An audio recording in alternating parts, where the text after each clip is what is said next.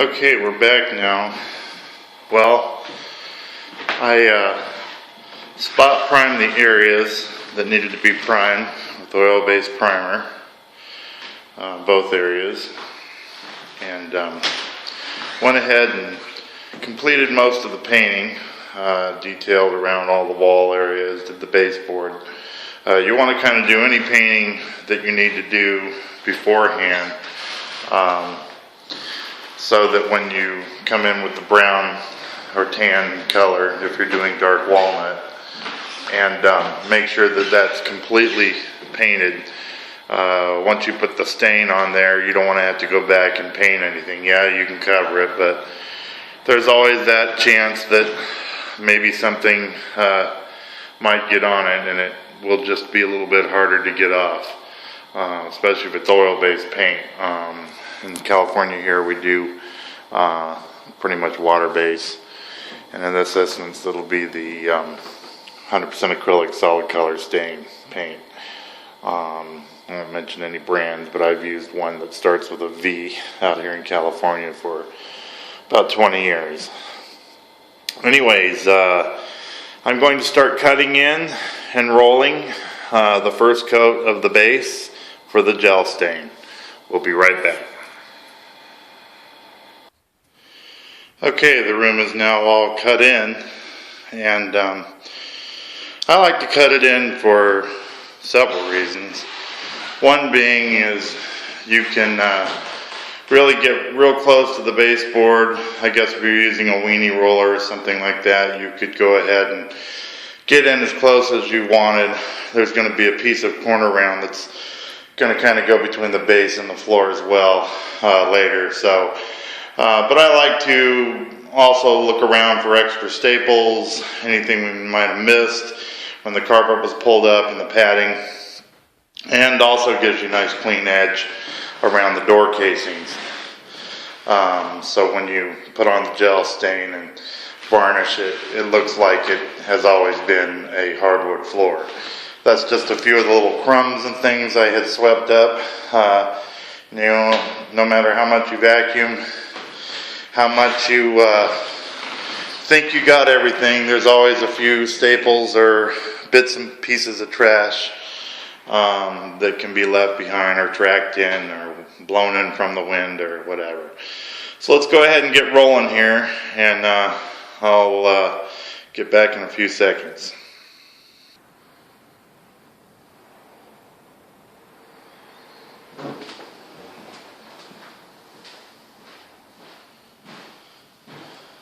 Okay, gonna start rolling here. I like to kind of go with the grain. I believe even if you're rolling, you kind of just make sure you have the right consistency of paint, and it's really getting in the grooves where it needs to be, and it just kind of helps you follow the grooves of the wood. And I think in the long run, it kind of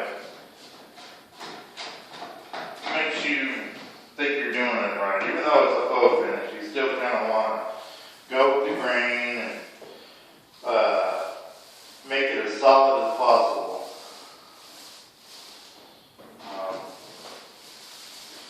And staying with the art of the old floor. Even though there's some bumps and bulges, sometimes you can't kind of go with the grain.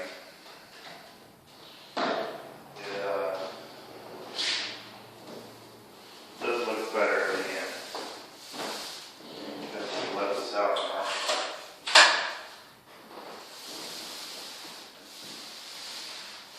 And I prefer a weenie roller more than I do an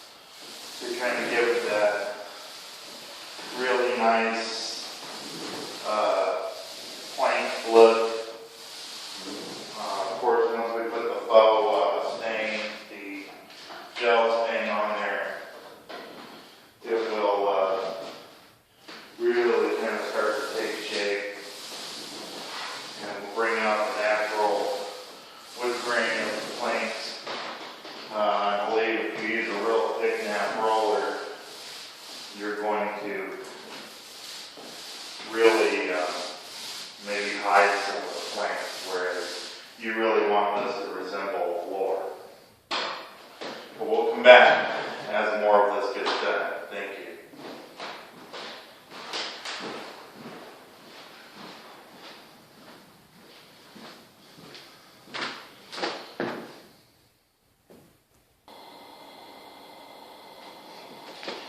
Okay, we're coming to the end here now.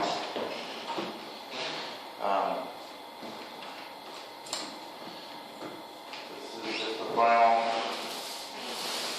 bit of the oil-based overspray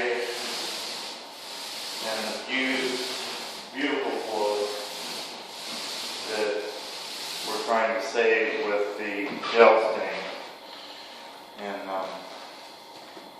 as soon as this base coat dries, we'll put on another one, sand it in between. Still trying to go with the grain here as much as I can. And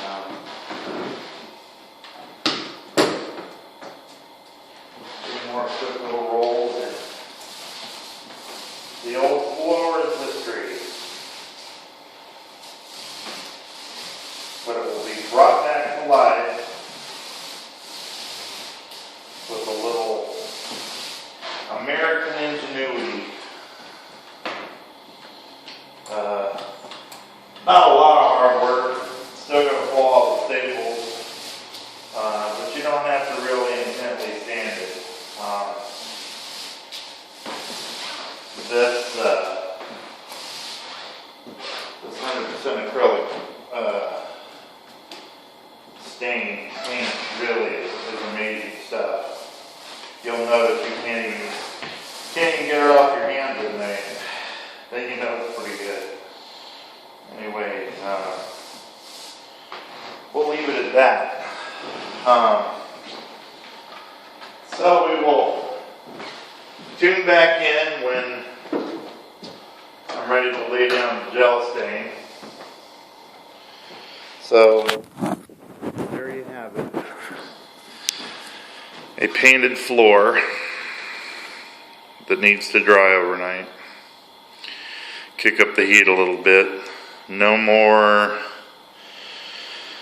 overspray, no more ruined floors. We'll float that in and feather it in later.